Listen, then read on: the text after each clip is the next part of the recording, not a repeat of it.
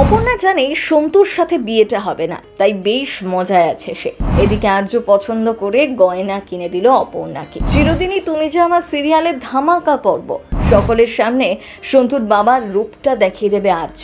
বিয়ের সমস্ত বাজার করে শেষে অপর্ণাকেই বিয়ে করে নেবে এই স্যার, কারণ অপর্ণাকে সে ভালোবাসে আর সন্তু কোনোভাবেই অপর্ণার যোগ্য নয়, তাই সে অপুকে এরকম বিপদে ফেলবে না। কিঙ্কর কি বুঝে গিয়েছে তেমনটাই। সকলেই ভেবেছিলেন এবার হয়তো আর্য কিছু একটা করে অপুকে অফিস থেকে বের করে আনবে, কিন্তু না, এবারও সে তার ভাইয়ের মুখের ওপর কিচ্ছু বলতে পারলো না। তবে যা করার কিন্তু এবারেও সেই অপুই করলো।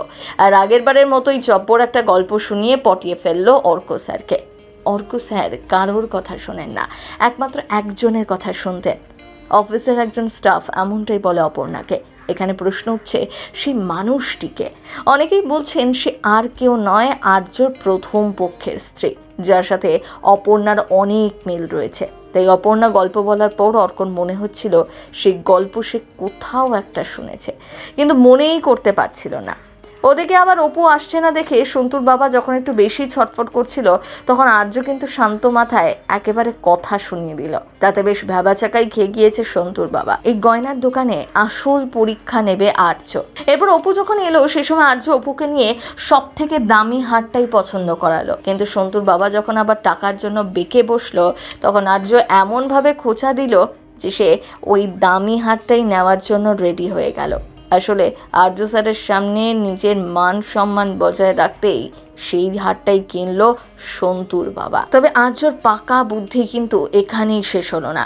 সে এরপর সন্তুর বাবা ঠিক কী ধরনের মানুষ সেটা অপুর বাবা মাকে দেখানোর জন্য ওই দামি হারটা লুকিয়ে ফেলে, কারণ আর্য জানতো ওই হারটা খোয়া গেলেই সন্তুর বাবার আসল রূপটা বেরিয়ে পড়বে, আর সেটাই অপুর মা বাবার দেখার ভীষণ দরকার। এরপর যা প্রিক্যাপে দেখা যাচ্ছে তা দেখে তো চক্ষু চড়ক গাছ দর্শকদের। দেখা গেল অপু আর আর্য একসাথে হেঁটে হেঁটে ফিরছে। ঠিক তখনই অপু বলে ফেলে যে আমি জানি সন্তুর সাথে আমার এই বিয়েটা কোনো দিনই হবে না, ঠিক কোনো না কোনোভাবে এই বিয়েটা তো ভাঙবেই। হয়তো শেষ মুহূর্তে একটা মিরাকেল ঘটে যাবে, কিন্তু বিয়েটা হবে না। অপুর মুখে এই কথা শুনে চমকে যায় আর্য। তবে আর্য যে ওই হারটা লুকিয়েছিল তার বাবা মায়ের সামনে সন্তুর বাবার আসল রূপটা প্রকাশ করার জন্য, সেটা কি তবে বুঝতে পেরে গিয়েছে অপু?